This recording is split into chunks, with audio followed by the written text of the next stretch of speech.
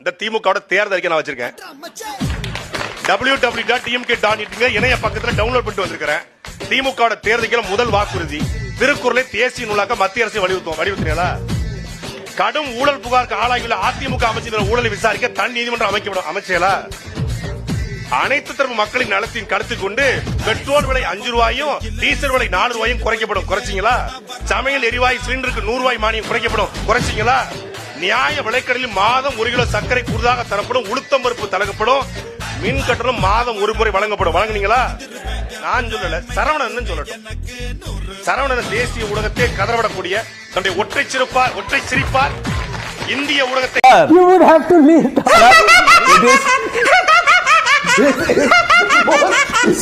கதறவிடுகிற மதிப்பிற்குரிய சரவண நீங்க சொல்லுங்க, என்னென்ன பண்ணுனீங்க, என்னென்ன பண்ணுங்க? வாக்குறுதி என்பது குடிநீர், கல்வி, மருத்துவம் இந்த மூன்றையும் தரமாக சமமாக கொடுப்போம் என்பது நாம் தமிழர் கட்சியின் வாக்குறுதி.